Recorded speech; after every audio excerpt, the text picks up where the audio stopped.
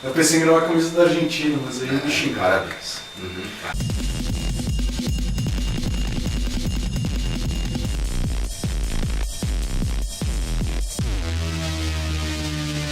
Fala, gurizada medonha! Crítica gratuita no ar, estreando um quadro novo. Novo quadro, uma farofa, uma junção de tudo aí. O farofa é muito brasileiro. Farofa. E, antes da gente explicar um pouco mais sobre esse quadro, eu preciso já deixar um agradecimento à pessoa que me fez pensar sobre este quadro. Ao grande Wilton. Wilton fora da sala. Nosso parceirão, amigaço, que veio através do YouTube, veja só, conhecemos ele pelo YouTube e tal, trocamos uma ideia, final do ano ele entrou em contato comigo, a gente começou a conversar, qualidade dos vídeos e tal, até por conta das sugestões dele a gente diminuiu um pouco as lives aqui no canal para priorizar vídeos com um pouco mais de qualidade de áudio, de imagem, edição, coisa e tal, e conversando com ele eu tive um estalo, eu falei, cara, vamos criar um conteúdo que a princípio eu não sei se tem em outros canais, provavelmente deve ter, mas enfim, que seja do Crítica. E o que é o Crítica? A gente fala de cinemas, games, série e música. E a gente pensou em fazer um combo, que é tudo isso em um vídeo só a respeito de um assunto. E o assunto qual que foi? A gente já começa a janeiro então falando do Brasil. Este samba que é misto de maracatu, é samba de preto veio, samba de preto tu. Brasil não é só samba, cara, tem muita coisa aí. E a gente, uma das regras foi essa, foi tentar evitar o mais, digamos assim, o mais fácil das opções que nós teríamos. Essa é a proposta. Talvez alguma outra coisa vai ser meio óbvia, mas a gente tentou trazer algo novo aí pra galera, até porque a gente sabe que tem muita gente novinha que acompanha o canal e que talvez nem saiba dessas coisas que a gente vai falar aqui. Então, é isso. Esperamos que vocês gostem do conteúdo. Vamos lá, vamos começar com... A gente vai começar então aí com séries brasileiras. Boa. Né? E nada melhor do que a gente começar então com A Grande Família, que voltou a passar na Rede Globo. Isso. Né? Já passa no Viva. Viva.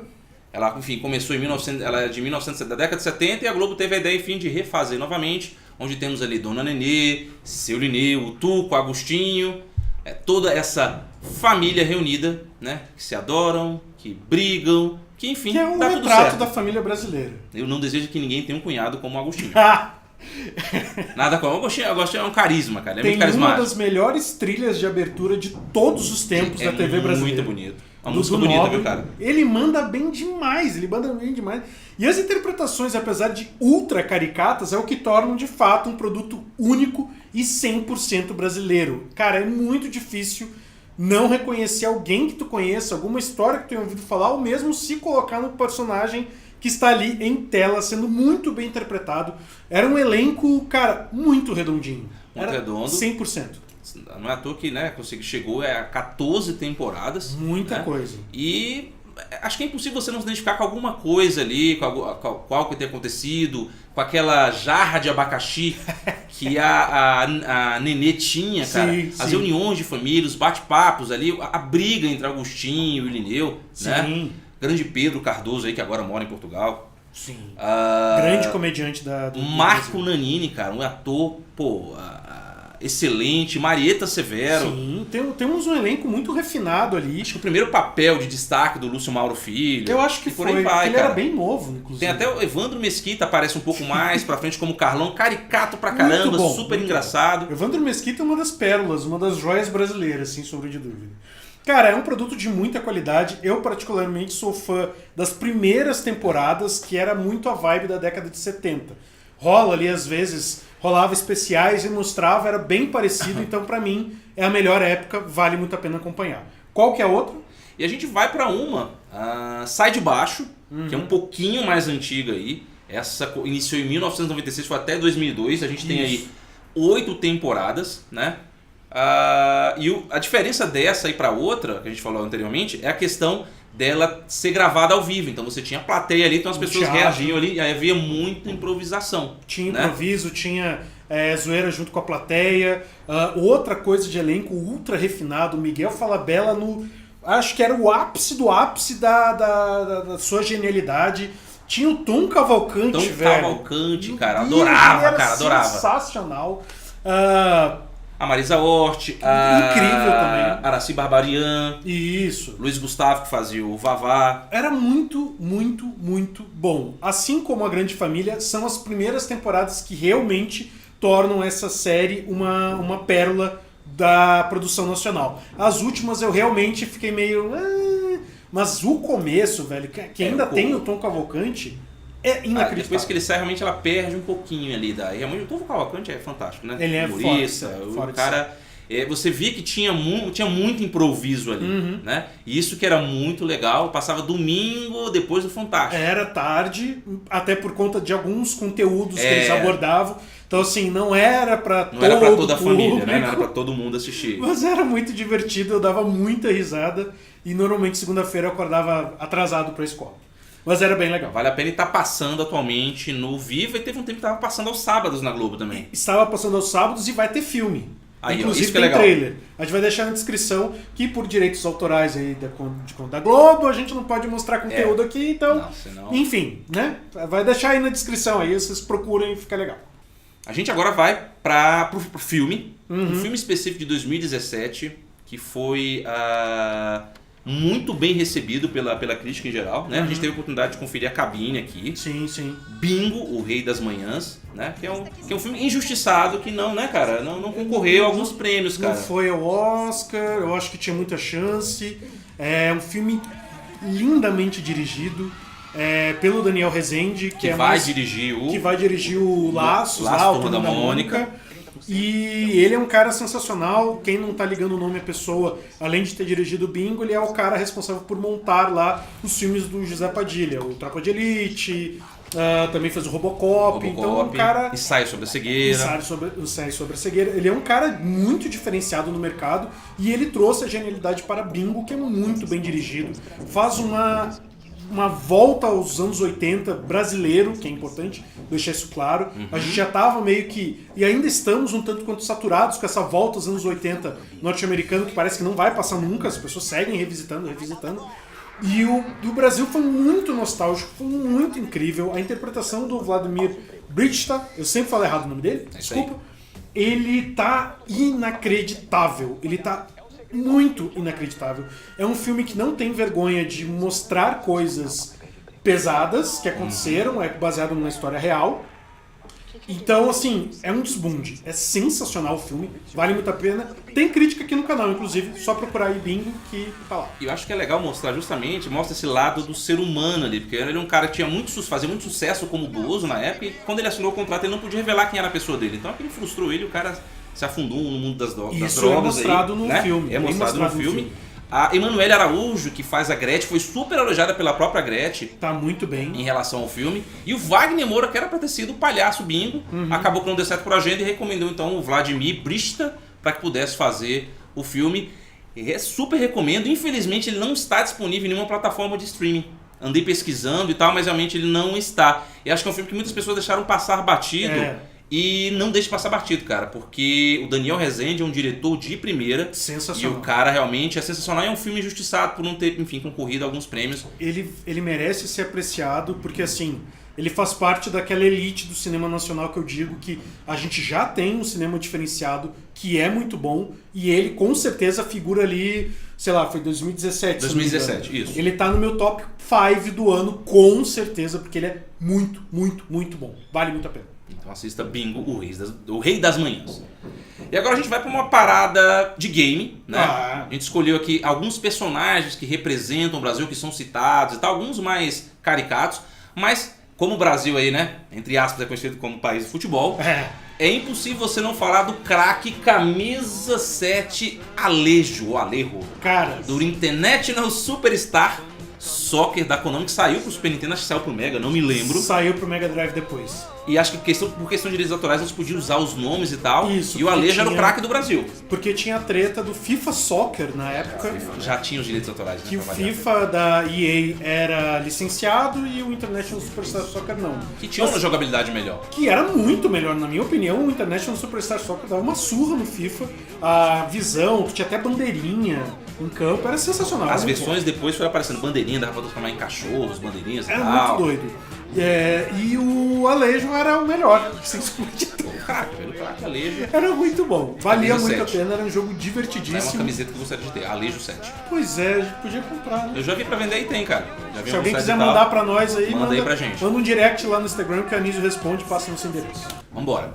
E aí, outro personagem também que representa o Brasil, que lembra o Brasil, é o Ed Gordo do sim. Tekken 3. Sim, eu achei que tu ia falar do outro. Não, do Tekken 3, cara, capoeirista, que pra mim, na época que eu vi aquele jogo, né, em um fliperama e tal, era muito perfeito, tanto é que foi realmente, era capturado ali, né, os movimentos e tal, mas cara, pra época foi revolucionário você ter movimentos de capoeira, toda aquela ginga e tal, em um jogo de luta, cara, é muito bonito. E era um dos melhores representantes do Brasil, porque ele era um personagem muito bom de se jogar, tipo, tu via a galera pirando com ele, porque ele tinha aqueles combos praticamente infinitos. Ficava lá apertando, girando, o King, cara, o King lá que usava máscara, Sim. mas o Ed Gordo, o problema é que se você jogar aquele jogo, ficar apertando os botões direto, você pode até ganhar uma pessoa que sabe jogar. Né? Mas enfim, era surreal. É difícil você ter isso, ainda mais na década de 90, alguma coisa representando o Brasil, não, cara, ainda mais no mundo de games aqui, a gente trazia, era tudo importado e tal, era difícil de se encontrar games, né? E a gente tem a oportunidade de ter aí uma luta, né? Uma luta, eu posso dizer? Uma arte marcial. Uma arte marcial, né? Que é uma dança, na real, né? mas... Que é uma dança e tal, que foi muito enraizado aqui no Brasil e sendo representado no mundo dos games. Era muito legal, vale muito a pena. E depois teve uma personagem feminina, né? Que é a Christy Monteiro, que é a neta dele. Isso. Que aparece no Tekken 4. Que também é muito boa de se jogar, muito legal, movimentos ainda mais perfeitos por conta da evolução de gráfico e tudo mais. Então, assim, tem um legado brasileiro no Tekken que é bem legal. E tem mais um outro personagem, apesar de não ser brasileiro, apesar dele ser verde, né? Ele não é ET. Cara, é o Blanca. O Blanca, ele não é brasileiro, fique bem claro. Né? Ele apareceu primeiramente no Street Fighter 2. Isso. Um avião que estava passando lá pela Amazônia, uma tempestade de raios, o fez derrubar, e ele adquiriu os poderes de choque. E ele é representado então na Amazônia e tal. É um dos personagens que eu acho mais difíceis de se lutar no Street Fighter, ele é muito chato. Mas ele ficou muito... a gente recebeu aquilo com felicidade na época, apesar de alguns ficarem meio revoltados, porque aquilo não representava o brasileiro e tal. Mas, né? O cenário que luta é muito bem caracterizado, tem árvorezona, tem a Amazônia cobra, lá, né, tem a cara? galerinha lá com bermudinha, chapelão por causa do sol. Então, assim... Há né? O Brasil ele é representado de alguma forma. Pode ser que não da melhor maneira em relação ao personagem, mas, enfim, eu acho que pra década de 90 era um começo. E agora a gente fecha então, trazendo um pouco de música aqui, né? Álbuns aí que marcaram, ou bandas, ou grupos e tal, pro metal aí, né? Sim. É impossível não, né? É inacreditável não falar do Sepultura. É uma banda que, década de 80, não tinha internet. Não tinha absolutamente nada. Eles mandavam as fitas demos deles pra fanzines. Fanzines, velho. Olha a época. Depois você vai ter que colocar o que é fanzine. Eu vou explicar. Porque ninguém vai saber o que é fanzine. E aí eles mandavam as fitas pra galera das fanzines, eles escutavam e falavam, porra, é foda. E aí publicavam na fanzine do mês seguinte, Sepultura, banda do Brasil, muito foda, lá. E aí deu muito certo. E no começo lá, no meio dos anos 90, eles resolveram que era só um metalzão, trashzão, death metal, coisa e tal. Eles resolveram voltar às suas raízes, vieram pro Brasil, foram lá com a galera dos Chavantes, com os índios Chavantes, e pegaram a música tribal deles, colocaram o metalzão do lado junto e, velho, ficou uma das coisas mais inacreditáveis de todos os tempos. É humanamente impossível de escutar Roots e não bater cabeça, porque, como o próprio Corey Taylor fala, cara, é tribal, é do ser humano, vem do nada e tu tá batendo cabeça, tá gritando junto e é uma energia inacreditável. Então, confere aí porque vale muito a pena, é sensacional. Roots é a dica. Pronto, o Marcão já falou tudo de Sepultura, eu acho que né? É muito legal saber que isso, né, made in Brasil. Total. Né, que a gente também tem coisa aí que os gringos aí se amarram também. Demais. Né? E a gente não podia deixar de falar, como somos aqui de Brasília, é uma banda que eu gosto muito, né? Legião Urbana, o Renato Russo aí, que o cara escreveu... poetas de né? todos os tempos. Escreveu canções belíssimas aí que retratam o Brasil, o próprio faroeste caboclo aí, né? Sim. A gente pode até dizer uma odisseia do Planalto Central, uma odisseia para a chegada ao Planalto Central, que tem inclusive até o filme, né? Faroeste Caboclo. Sim. Que é bem legalzinho. É uma reinterpretação da música. Uma reinterpretação da música. Isso. E pra década de 80, cara, você tem uma música como essa, Faroeste Caboclo, que é só um exemplo que a gente tá dando aqui, de mais de 9 minutos passando numa rádio, cara. Sim. Não se tinha isso, cara. Você tinha músicas curtas. E você vê realmente que há uma história, sabe, cara? É muito bonito como ele conta a história, o início, o meio e o fim desse personagem aí, né, cara? E além disso, tem toda a questão política. A gente estava conversando antes de começar a gravação, que é inacreditável como o cara ali via a política da década de 80 / começo dos anos 90.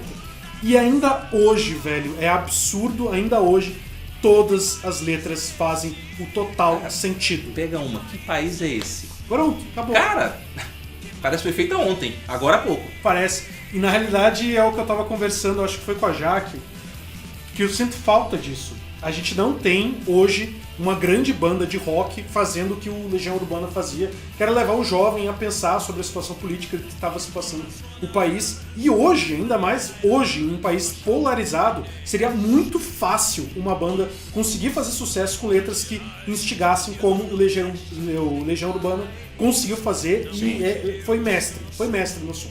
Não estou dizendo que não existam bandas, tem muitas bandas do underground que faz um som de protesto, o próprio Oitão lá, a banda do Henrique Fogaça, do Masterchef, tem muitas letras de protesto, tem um movimento que acontece, mas eu sinto falta de algo no mainstream, que todo mundo tem acesso e que possa ouvir e se questionar, porque a função do rock, mais do que tudo, mais do que embalar uma festa, te deixar revoltado, mega doidão e pintar o cabelo, é te revoltar, é te levar a pensar e ir pra frente e mudar as coisas.